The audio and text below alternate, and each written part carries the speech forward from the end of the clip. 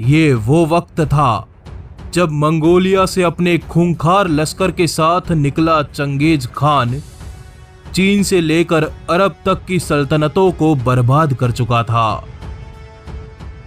अपने राह में आने वाले मर्दों को वो मार देता, शहरों को तबाह कर देता। वो साल था सन 1227, जब भयंकर बर्फीली सर्दियों में चंगेज खान ने अपनी सेनाओं के साथ चीन की सरहदों पर चढ़ाई की।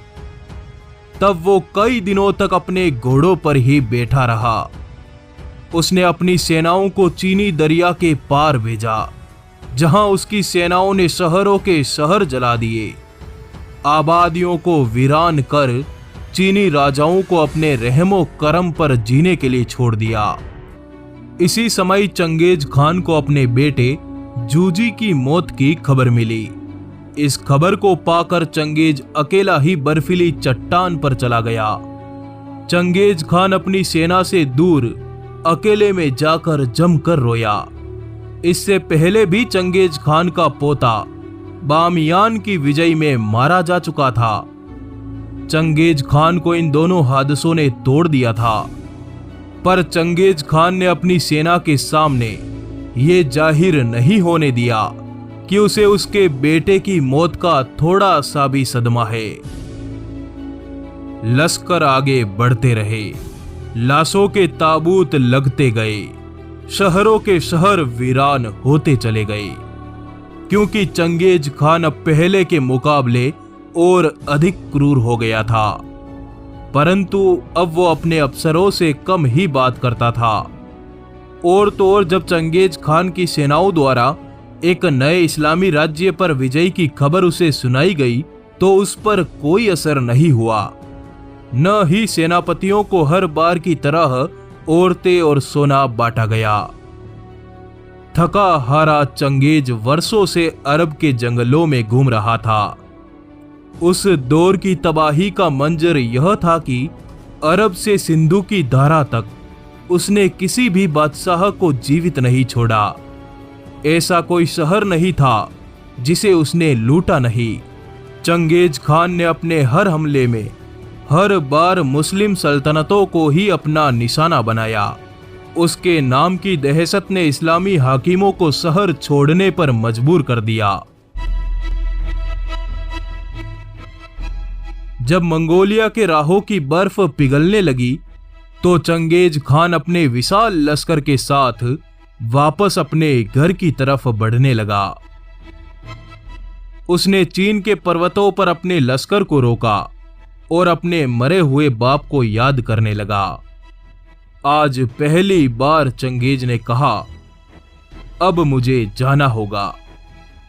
मेरे अंतिम समय में कोई अपना मेरे साथ नहीं। न जाने कितने साल बीत गए, मैं अपने घर नहीं गया। इस धरती का विजेता बनने, पूरी दुनिया का सोना इकट्ठा करने। चंगेज खान एक लंबे अरसे से बीमार था।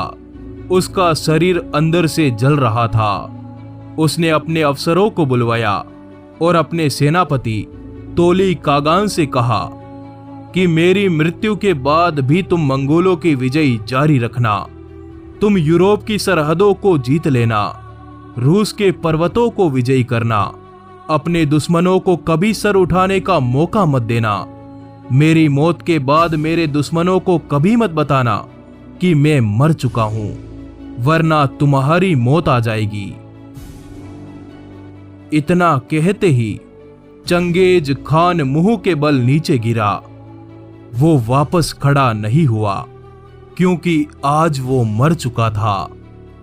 धरती को कपा देने वाला वो बेरहम बादशाह आज इस दुनिया से विदा हो चला था। सन 1227 में चंगेज खान मर गया। कुछ ने कहा कि वो घोड़े से गिरकर मरा, कुछ ने कहा उसे किसी सुल्तान की बेगम ने मार डाला। पर जो भी था, शुक्र है कि वह 65 साल की उम्र में ही मर गया और अन्य मंगोलों की तरह 100-125 साल तक नहीं जिया। अन्यथा वो आगे यूरोप में वो कहर मचाता कि वहां की कई नस्लें तबाह कर देता। अंततः चंगेज खान की लाश को उसके घर लाया गया। उसकी लाश को खुले आसमान में रखकर पूरी दुनिया में उसकी मौत का पैगाम भेजा गया। चंगेज खान के अंतिम संस्कार में शामिल होने वाले लोगों की आंखें फोड़ दी गई। कुछ को पर्वतों से नीचे फेंक दिया गया ताकि चंगेज की कब्र एक रहस्य बनी रहे। और आज तक चंगेज खान की कब्र का पता किसी को नहीं पता। चंगेज की मृत्यु के बाद उसकी सेनाओं ने चंगेज की इच्छा के अनुसार बड़ी बेरहमी के साथ अपने दुश्मनों को कुचलकर बर्बाद कर दिया। पर अंततः एक दिन ये पूरी मंगोल सल्तनत भी इस दुनिया से यूं ही समाप्त हो गई जिस तरह चंगेज खान इस दुनिया से समाप्त हो चला था।